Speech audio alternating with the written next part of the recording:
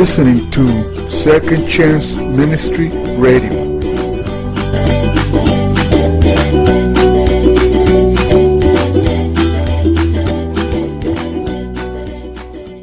The next lecture is entitled The Lost Gospel of Judas. Enjoy and have a glorious day. Thank you very much.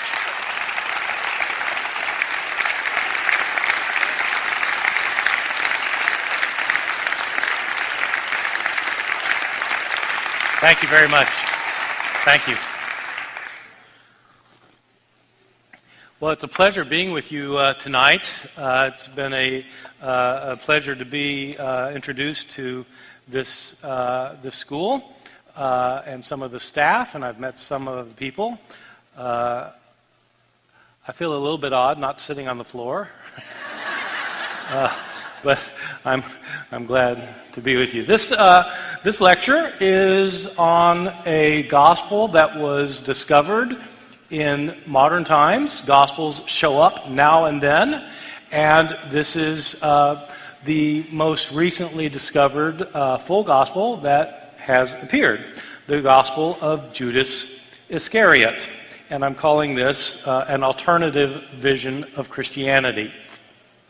So I want to begin by talking about my first knowledge of this gospel, how I first came to know of its existence, which was through a series of somewhat unexpected events, beginning with a strange phone call that I received almost exactly 9 years ago in November of 2004.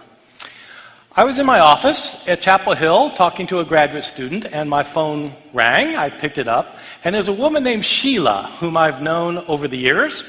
Sheila is a person who sponsors archaeological digs in Israel, whom I've known through archaeological circles.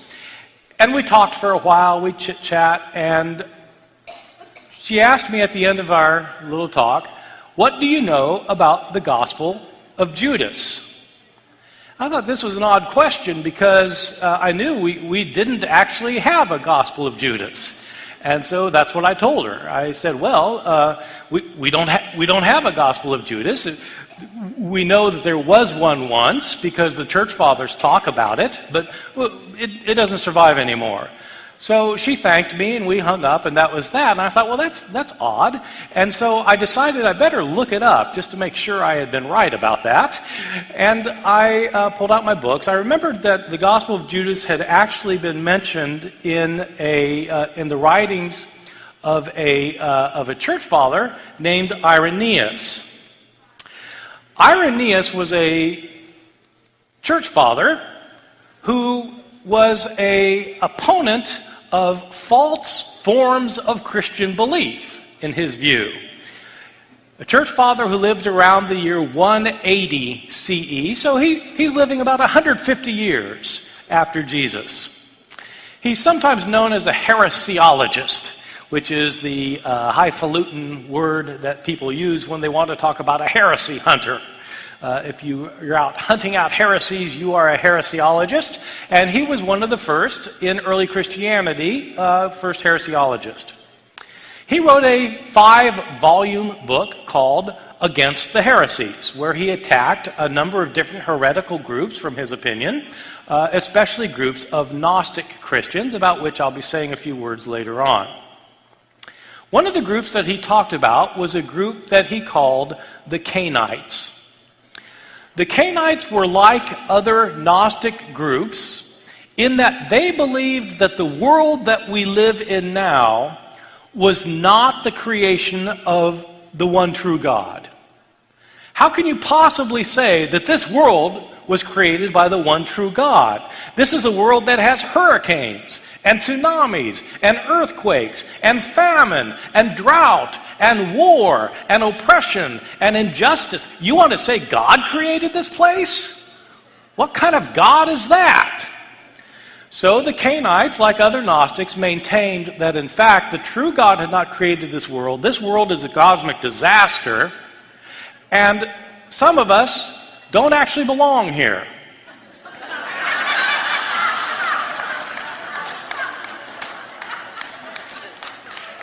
I felt like that ever since the development of the Tea Party.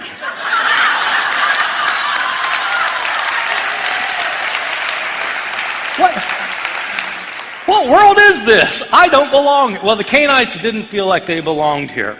The Cainites were named after a biblical figure that you may have heard of, Cain, the son of Adam and Eve. Adam and Eve had two sons, Cain and Abel. The thing about Cain is that he murdered his brother Abel. He was the first murderer. So why would a group of Christians want to be considered followers of Cain, the first murderer on earth? Well, it's because Cain murdered Abel and God punished Cain, but the God who punished Cain was the God who controlled and created this world, who was the evil God. Cain was on the side of the other God, the true God. And so the Cainites believed that Cain was right and that Cain was on the right side. The basic teaching of the Cainites then was that the God who created this world is not to be obeyed, that there's a greater God, a greater spiritual force in the universe.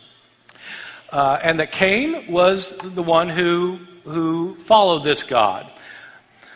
This led to some rather unusual teachings among the Cainites. The short story is they thought that all of the bad guys of biblical history were in fact the good guys. And so they revered the men of Sodom and Gomorrah. And they thought Cain was a good guy. And anybody who was a bad guy turned into a good guy for the Cainites, including, as we're going to see, Judas Iscariot, who was not the evil betrayer of Jesus, but he was the one who was Jesus' closest companion and friend, and who is the one who did Jesus' will. Their unusual teaching got manifest in other ways as well. Since the God who created this world is the God who gave Israel its law, then if you wanted to be on the side of the right God, you should obey the God of this world. So if the God of Moses said, for example, that you should keep the Sabbath, you should not eat pork, and you should not commit adultery, the way to be on the side of the right God was to disobey the Sabbath law, to eat pork, and to commit adultery. As you can imagine, they had their share of converts.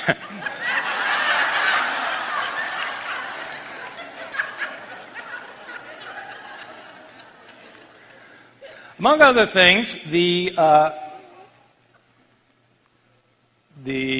remote stopped working. Among other things, there we go. Right. Gospel of Judas. Among other things, the Cainites, according to Irenaeus, had a Gospel of Judas, a gospel that propounded their particular teachings. So I looked this up and I read what Irenaeus had said about the Cainites, and I thought, okay, so that's the story, Irenaeus and the Cainites. So about a week later, I get another strange phone call. This time it's from somebody I don't know, who identifies herself as someone who works for National Geographic. And after she identifies herself, she says, "What do you know about the Gospel of Judas?" Okay. So I told her what I know. I said, all right, so what's the deal? And she said, well, would you think it would be significant if we discovered it? Yes, that would be significant. All right, how significant would it be? So, well, I don't know. I said, it depends what's in it.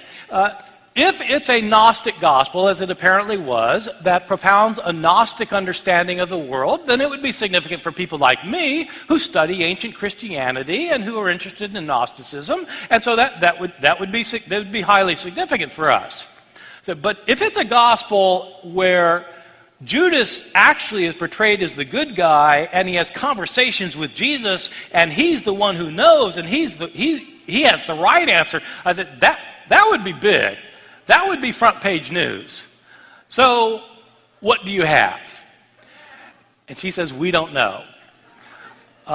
We would like you to help us authenticate this new gospel that's been discovered. I said, well, okay, so give me some information. I said, what language is it written in? She said, well, it's written in Coptic. So Coptic is an ancient Egyptian language. And I can read some Coptic with a dictionary, but I'm not an expert. So I say, okay, well, if it's written in Coptic, you don't need me. You need a Coptologist. She said, oh, great. What's a Coptologist? A Coptologist is an expert in the ancient Coptic language. Somebody who could actually read the text and be able to tell you its relationship to other Coptic texts. A lot of our ancient Gnostic Gospels are written in Coptic, and so you need a Coptologist, an expert in that. She said, well, actually, what we wanted to do was to figure out the date of this manuscript. We wanted to figure out whether it was a medieval forgery, or we want to know, is this really an ancient manuscript? I said, oh, okay, that's fine. I said, then you need a paleographer. She said, oh, good. She said, so what's a paleographer? All right, a paleographer is somebody who studies ancient manuscripts. The way you date an ancient manuscript is on the basis of the handwriting. You do a handwriting analysis. There are people who are trained to do this. Paleo, ancient, graphy, writing, it's a study of ancient writing. And it's because in ancient times, before the invention of printing, handwriting styles changed slowly over time. It took generations to change handwriting. So if you're an expert in ancient handwriting, if you're an expert, say, in Greek paleography, you can date a Greek manuscript within about 50 years, if you're any good. And so what you need is a Coptic paleographer. So she said, well, all right, but what we really wanted to do was to carbon-14 date the manuscript. Could you help us with that? No, I can't help you with that. I'm not a scientist. I said, look, all right, look, I said, you don't need me. I'll get you a Coptic paleographer, and you find somebody who does carbon-14, and you'll be set. She said, no, actually, we want you to be involved because we want to know if this thing is authentic, how does it fit into the history of early Christianity? Is this a significant gospel or not? I said, well, I can do that. I mean, that's fine. That's what I do. So okay, fine. So we'll find somebody who does carbon-14 if you can find us a Coptic paleographer. All right. Well, so I mean, as it turns out, I know Coptic paleographers. And so the third strange phone call was I called a person that I knew named Stephen Emmel. Stephen Emmel is an American who happens to teach in Germany at the University of Münster, and he's one of the world premier Coptic paleographers. So I called him up and got him on the phone and said, Steve, I said, I don't know if you've heard this, but they think they found the Gospel of Judas. And Emmel says to me, yeah, he says, I heard that. I think I saw it 20 years ago. Oh, really? Want to see it again? He said, yeah. I said, okay, it's in Geneva. So let's go to Geneva. And so the manuscript was in Geneva, Switzerland, being restored there by specialists that National Geographic had found out about. And so Stephen Emmel and I flew he flew from Germany, I flew from North Carolina, and and National Geographic had found a scientist who did carbon-14 datings of manuscripts, and we assembled in Geneva, and we went to look, and lo and behold, they had a manuscript there. It was obviously an ancient manuscript. It was clear. My expertise is in Greek manuscripts, not in Coptic manuscripts, but this was obviously an ancient manuscript. And we were shown it, we were able to examine it, and it clearly was the real thing. When we found out who had been working on this for the last 3 years, there was no doubt in our mind anyway, because the premier Coptic scholar in Europe had been dealing with this thing for 3 years, and National Geographic just wanted to verify that, in fact, this was what this person had said it was. This is the first page of this gospel. It's a 62-page manuscript. You will note, whoops, sorry, I did not want to do that. You will note that there are holes in this manuscript. That makes it very difficult to read when there are holes in a manuscript. And so what scholars do who do this sort of thing is they figure out what was in those holes, what words were there. And so this is just the first page, and it goes on for a number of pages. This manuscript is 62 pages long, and it actually has 4 different documents in it. It's a little anthology of texts, and one of those texts, turns out, was in fact and is in fact the Gospel of Judas. This gospel was discovered, we later found out, in the late 1970s. It had floated around on the antiquities market in Europe and then the United States, and had been put in a safe deposit box for 16 years on Long Island in a town called Hicksville, where it suffered from being subject to humidity for 16 summers after being in Egypt for 1,600 years without any damage to it. It ended up being a damaged manuscript, but they were able to restore it, and there are now stories about how it got restored. I don't want to talk about the restoration of this manuscript. I want to talk about what it is, and I'll begin that by talking about what it is not. What the Gospel of Judas is not. So, the Gospel of Judas is not a gospel that was written by Judas Iscariot. Judas Iscariot, of course, was the betrayer of Jesus and is the bad guy of the gospel stories. This gospel does not claim to be written by Judas Iscariot, and it certainly was not written by Judas Iscariot. This gospel was not written by an eyewitness to the life of Jesus. It was written much later. If it's the gospel that Irenaeus knew in the year 180, then it was probably written around the year 140 or 150, so it's probably 60, 70 years after the Gospels of the New Testament. This gospel, then, is not as old as our other gospels, and it is not a historically accurate account of what actually happened in the life of Jesus. So you say, well, you know, if it's not written by Judas, and it's not an eyewitness, and it's not that old, and it's not historically accurate, so why is it interesting? I mean, it would be more interesting if it was one of these things, right? Well, yeah, it probably would be, but it's not one of these things. It's still really interesting and really important for other reasons. What is this gospel? This is one of our oldest non-canonical gospels in existence. We have 4 Gospels in the canon of the New Testament, Matthew, Mark, Luke, and John, and we have a lot of Gospels from outside the New Testament. People give various estimates about how many Gospels are outside the New Testament. That great authority on all things involving early Christianity, Dan Brown, in his book, The Da Vinci Code, it's where most people get their knowledge about early Christianity, is by reading I tell my students that if they want to know about the history of the Middle Ages, the way to do that is not to watch Monty Python and the Holy Grail. And if they want to learn about the history of early Christianity, the way to do that is not by reading the Da Vinci Code. So, Dan Brown says that there are 80 Gospels vying for a position in the New Testament. That's completely wrong. These books are not vying for a position in the New Testament. We do know of about 40 Gospels that are not in the New Testament. We know of about 40 Gospels, including now the Gospel of Judas, and the Gospel of Judas is one of the earliest of these 40.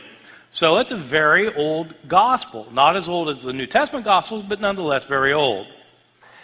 And even more significant, it's an ancient Gnostic Gospel. I want to explain what that is before talking specifically about the Gospel of Judas itself. I want to talk about what early Christian Gnosticism was and was all about. The short story is that early Christian Gnosticism refers to a group of religions at around the time of the beginning of Christianity. Most of them are Christian in some sense, related to Christianity. But rather than emphasizing the importance of faith in Jesus' death and resurrection for salvation, they emphasize the importance of knowledge for salvation. The Greek word for knowledge is gnosis, spelled with a G, Gnosis. Gnosis means knowledge. These people are Gnostics because they're people who were in the know. What is it that Gnostics knew? Gnostics knew who they really were. They knew who they were, where they came from, how they got here, and how they could return. They knew who they were, where they came from, how they got here, and how they could return. Gnostics realized that they came from the world above, the world of spirit. And the goal of this religion was to provide the knowledge that they needed, the gnosis that they needed, in order to return to their heavenly home. Specifically, we can make several points about early Christian Gnosticism. Gnostics believed that the ultimate true God was an unknowable God. The true God is unknowable. He is so fantastic and so great and so superior and so spiritual that we can't fathom what that God really is like. Now, when I was a Christian many years ago, we used to say, God is beyond anything we can imagine, and here's what he's like.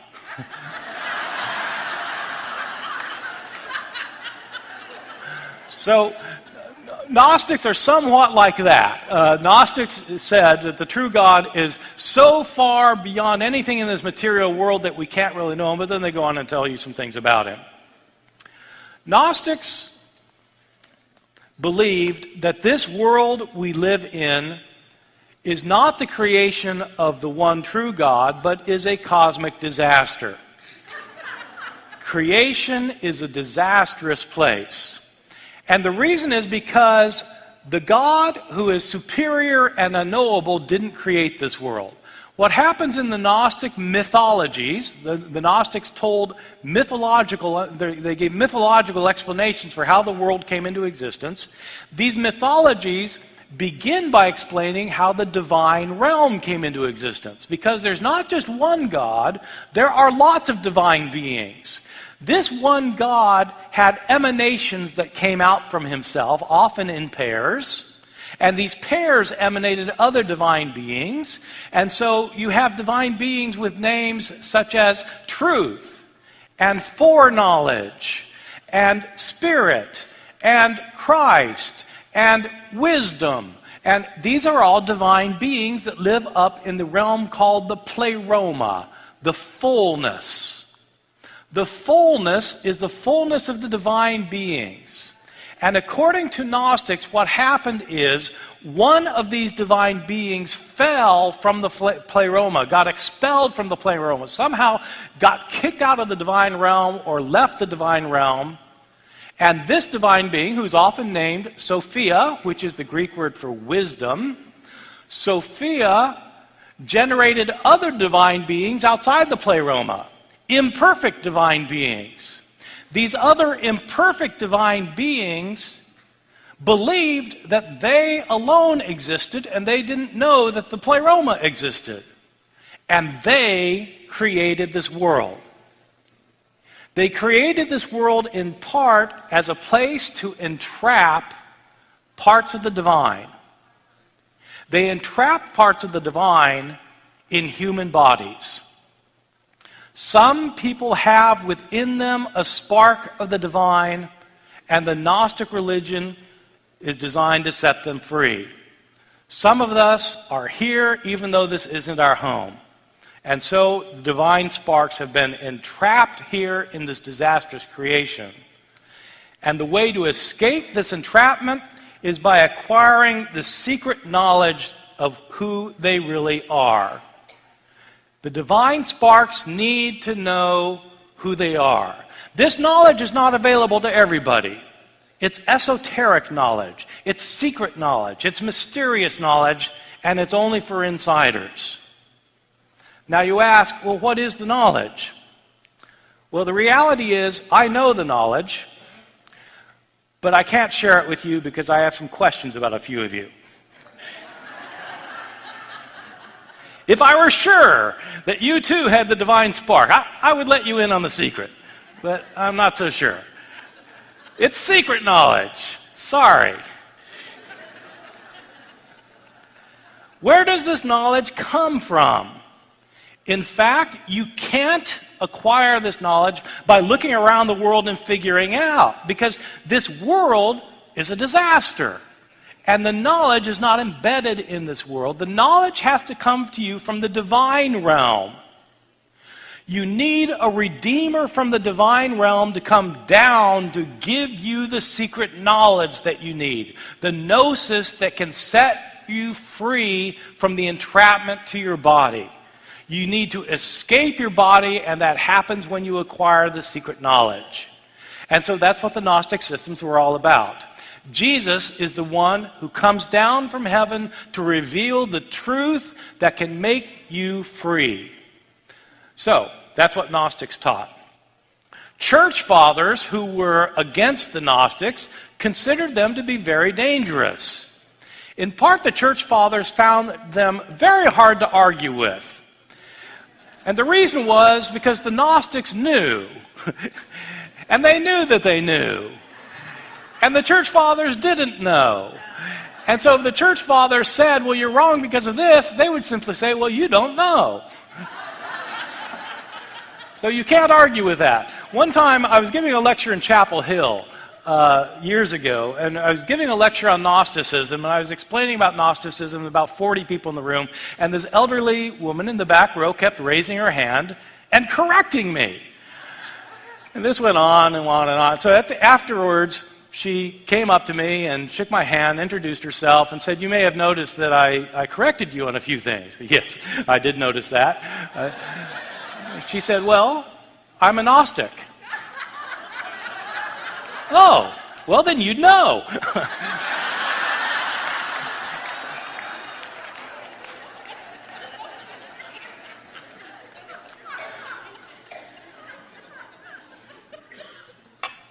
The Gospel of Judas is a Gnostic gospel that conveys Gnostic ideas, including a particular retelling of the Gnostic myth. I earlier said that Gnosticism is a kind of umbrella term for a number of groups that they have differences among themselves, different religions that could be considered Gnostic because they all have the same basic way of looking at the world, the same basic theology, same basic mythology, but different groups had different ways of expressing these theologies and these mythologies. And the Gospel of Judas comes from a group, whether it's this gospel actually was by the Cainites or not, it comes from some distinctive group with its own distinctive features. It is a very interesting gospel, I think. And so I want to summarize for you what happens in this gospel, and you can easily get this gospel yourself. There are translations that are available. I just recently, one of the books that I recently published is a collection of all the Gospels that did not make it into the New Testament that we still have. And so, we have a translation of the Gospel of Judas in there. So let me give you an overview of the Gospel of Judas. We get a hint of what the Gospel of Judas is going to be like from the very first sentence. I pointed out, by the way, that there are holes in the manuscript. We're missing about 10% of the Gospel of Judas. We have 90% of it. We have the beginning, we have the end, we have much of the middle, but we are missing places. But we do have the beginning. It begins by these words. The secret word of revelation that Jesus spoke with Judas Iscariot in the course of 8 days, 3 days before he celebrated the Passover. This is going to be a secret revelation that Jesus delivers specifically to Judas Iscariot. This is a gospel where Judas Iscariot is the one disciple who has an inkling about who Jesus is. As we're going to see, the other disciples don't have a clue. This then it's actually a series of revelations that Jesus gives. He has conversations with his disciples, and above all, conversations with Judas Iscariot, his betrayer. This gospel is not going to emphasize the death and resurrection of Jesus as the way to salvation. It's going to emphasize the importance of this secret revelation. And frankly, much of this gospel, if you're not used to reading Gnostic Gospels, much of this gospel will be mind-boggling. It is, when Jesus really gets into it and starts giving his revelation about how the divine realm came into existence, it's tough going if you're not used to this kind of thing. But it is really interesting because of what happens here. So, let me give you some of the highlights. The first encounter of Jesus and his disciples. At the very beginning, Jesus' disciples are gathered around having a meal together, and they're giving thanks over their food.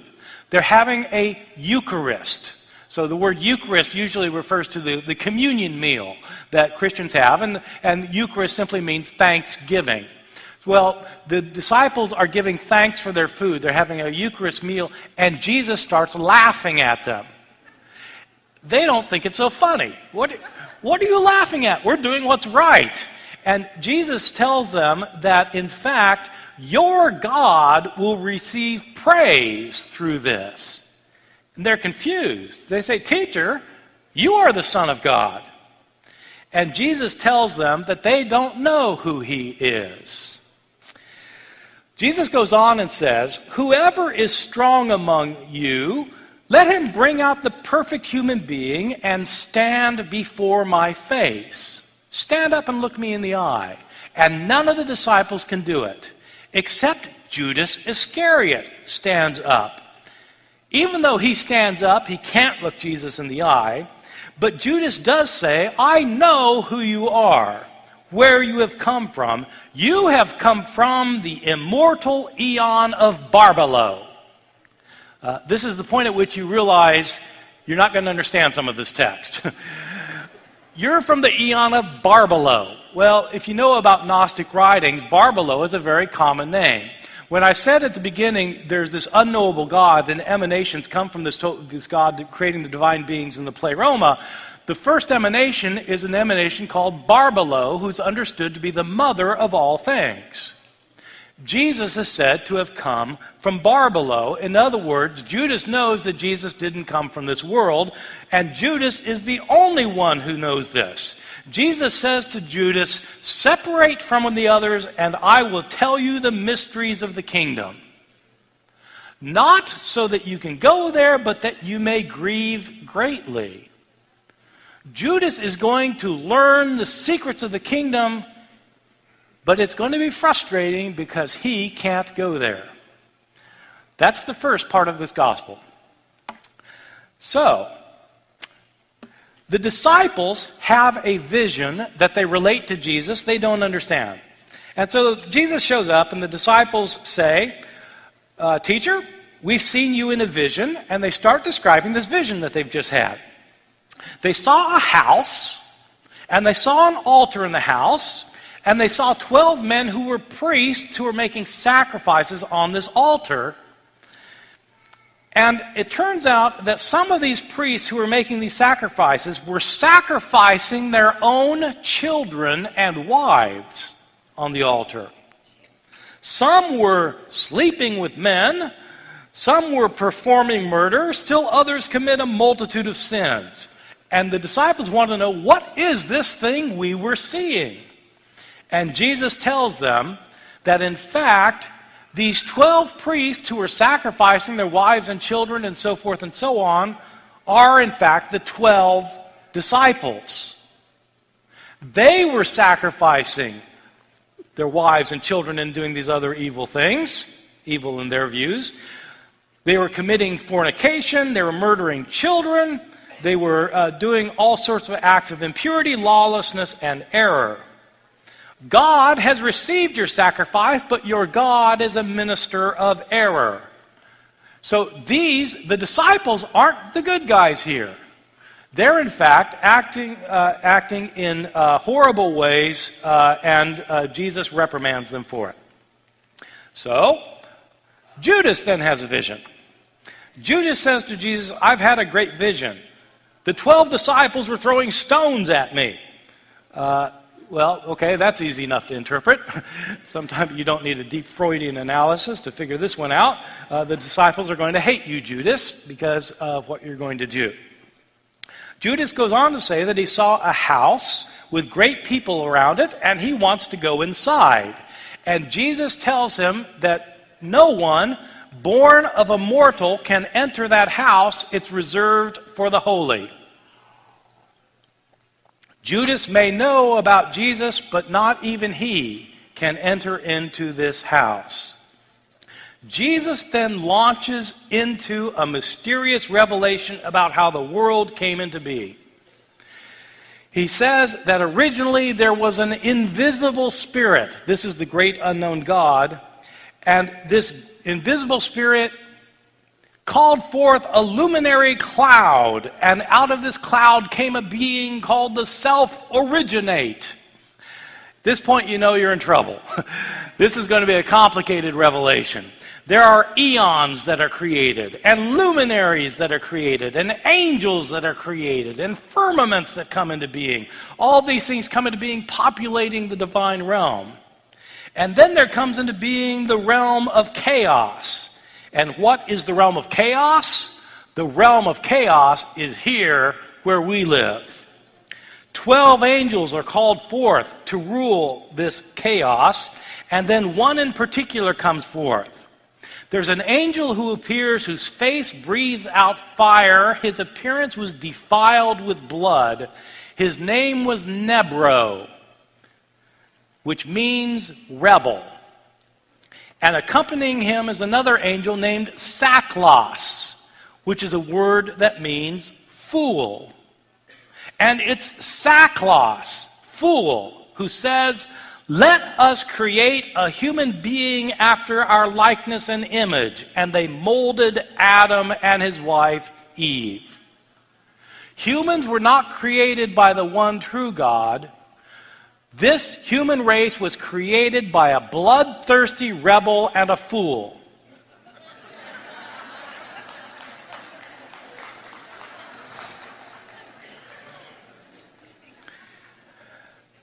The next section of this gospel is the fate of Judas.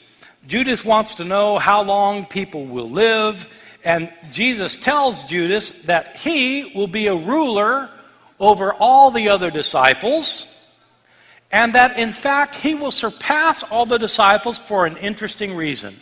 One of the key verses in this entire gospel, Jesus tells Judas, "You will surpass them all, for you will sacrifice the man that bears me." Wow. You will surpass them all, for you will sacrifice the man or the human being that bears me. Jesus, while he's here giving his revelation, is also in a human body. But that human body has to be shed so that he can return to the pleroma. Just as those who are trapped spirits here need to shed their body to return to the pleroma. And how is it going to happen that Jesus will return to the pleroma? He has to shed his body, which means his body has to die. Judas turns him over so that his body will be crucified so he can escape and return to his heavenly home. So you will surpass them all, for you will sacrifice the man that bears me. The account continues on then by describing Judas turning Jesus over to the authorities, and it ends by saying, Judas received some money and handed him over to them. Period. Then comes the title, The Gospel of Judas. This gospel does not end with Jesus being crucified, because for this gospel, that's irrelevant. It doesn't matter that Jesus died on the cross, because he didn't die on the cross for the sins of the world. He wasn't raised bodily from the dead, because the whole point is to escape the body. The resurrection of the body is offensive to this author. The idea of the resurrection of the body is the idea that you're going to live eternally in your body. But for this author, the body's the problem. You need to escape your body.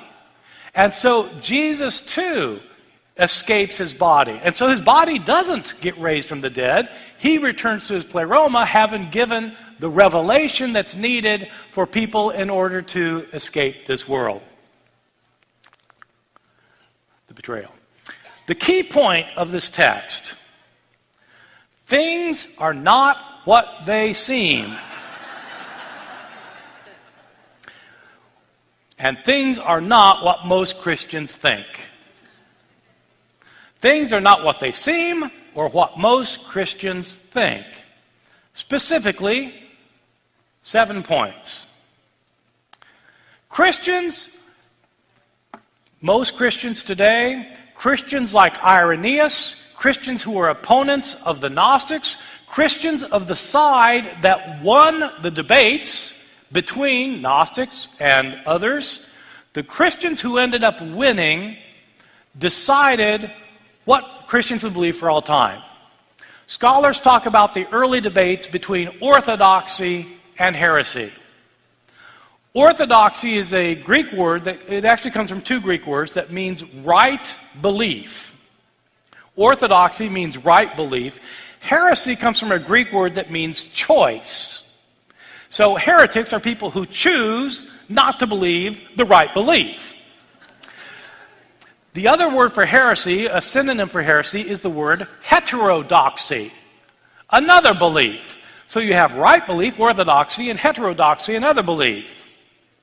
As one wag has put it, orthodoxy is my doxy, and heterodoxy is your doxy. That's the problem with these terms. I mean, the word orthodox, if it means right belief, by definition, everybody is orthodox. Because everybody thinks they're right. Nobody thinks they're wrong. If anybody thinks they're wrong, they change their views so they'll think what's right. And so everybody thinks that what they think is right, which means that everybody is orthodox. So on one level, these terms are not very helpful as historical descriptors. But historians still use the term orthodoxy and heresy, not to decide who's right and who's wrong, but to describe the group that ended up winning in the debates over what to believe in early Christianity, and all the groups that ended up losing. Orthodoxy is the winning side, the heresies are the losing side, and historians aren't saying that one side's right, the other's wrong, they're just saying that one side won and the other's lost. The winning side said there's only one God, and that continues to be the belief of Christians today, that there's one God who created this world. And the Gnostics say that that's not true at all. There's a whole pleroma of gods, a whole divine realm. There's not just one God. Orthodox Christianity finally came out saying that the world is controlled by the one true God. And the Gnostics, including the author of the Gospel of Judas, said, no, this world is not controlled by the one true God. This world is controlled by a lower, evil, malignant, ignorant divinity. This world is controlled by a bloodthirsty rebel and a fool, not by the one true God. The Orthodox side said that humans were made in the image of God.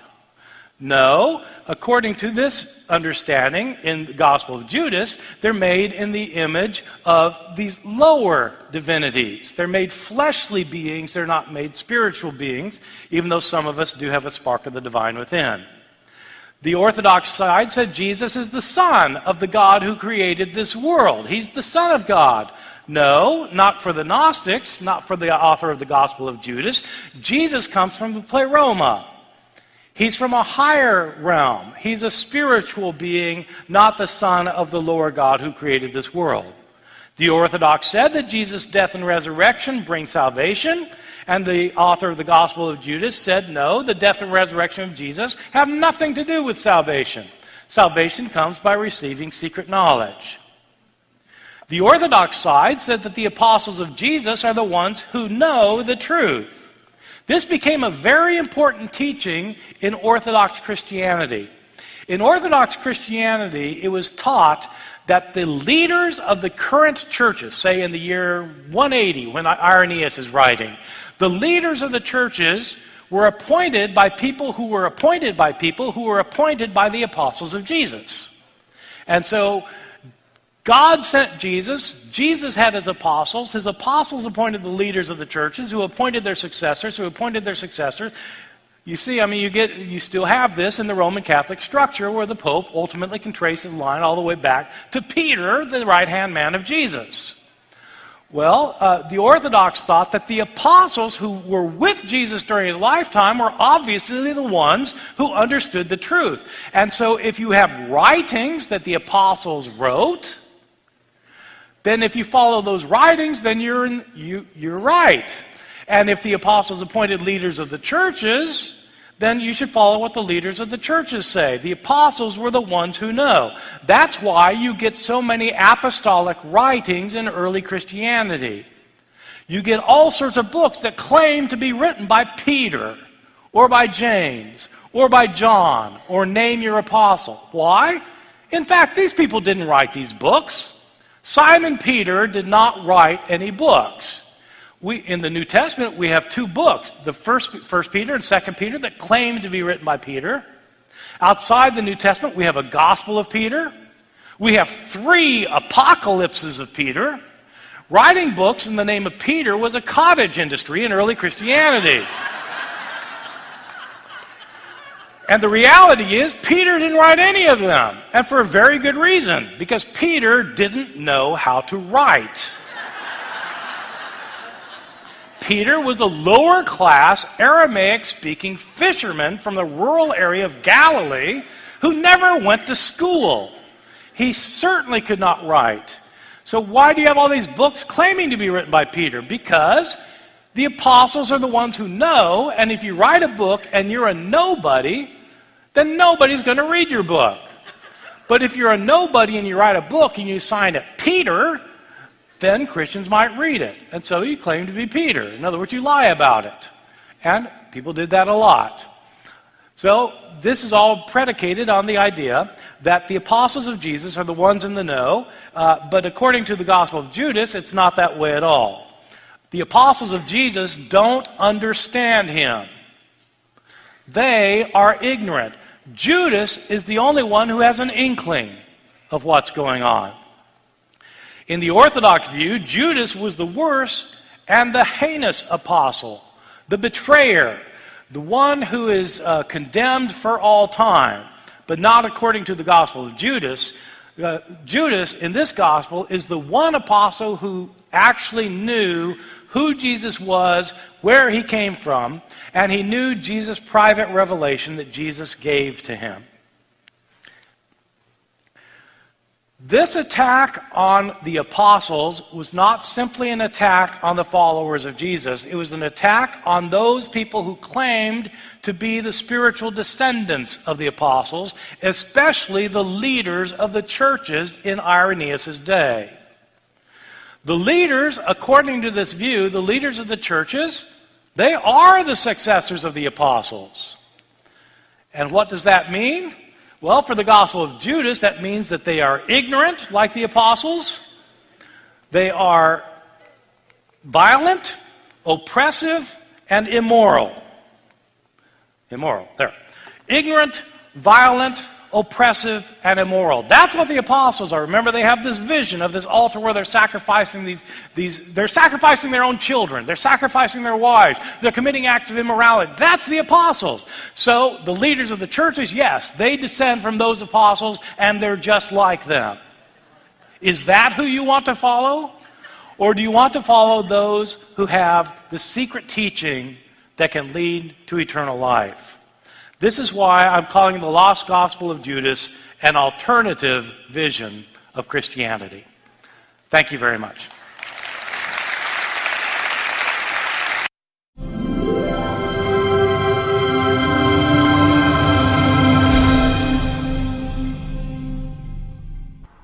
You are listening to Second Chance Ministry Radio.